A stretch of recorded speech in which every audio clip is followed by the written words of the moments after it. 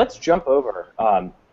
Let us just jump over here to our screen, referring to what our Excel challenge is. So last week, I asked you, how many people around the world use Excel? And this is very interesting because I had admitted to you that I had asked the question before I found out the answer, and I thought, boy, this will be easy. I'll just use my many contacts, both in the dashboard world, in the Excel underworld, and the Excel black market.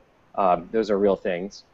If I'd tell you about them, but you don't want to know. I thought I'd use my contacts to find out the answer, and as it turns out, it's not so easy to find out. I really came up with nothing. So what I did is I went through all the answers that came in, and I particularly liked one. So first, let me say who the winner is. So that was Heather R., and she gave this answer, and I thought, you know, this really shows that she thought through it. So she found out how many users there are of Office worldwide. That's 1.2 billion users of Office.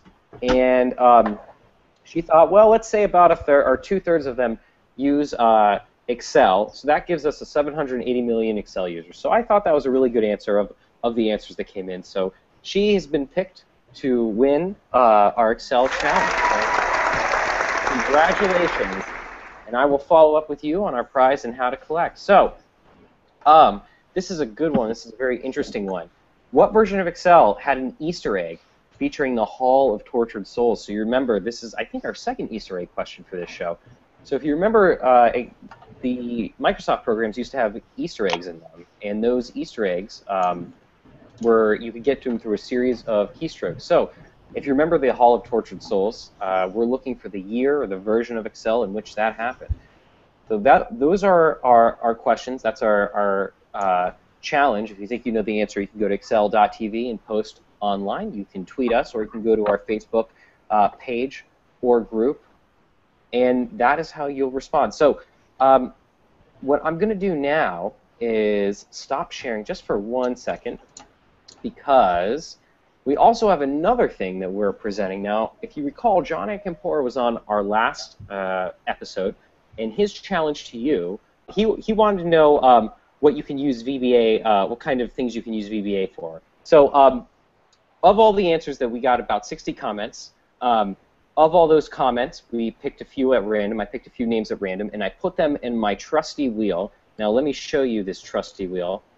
So 1 second. This is good stuff. This really, the Excel Labs, we're hard at work to create our trusty Excel wheel.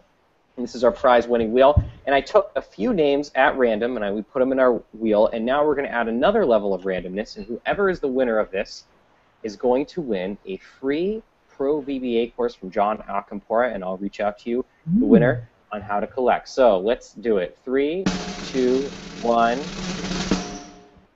go! Whoa, man! Look at that spin. It's riveting. Wow. This would go great on any dashboard. No, I'm just kidding about that. So Joel Scheller, you are the winner. Yay. Congratulations! You win a Excel VBA course from John Acampora, a very high value indeed. So congratulations on that, and I'll reach out to you on how to do that. Back to you, Rick.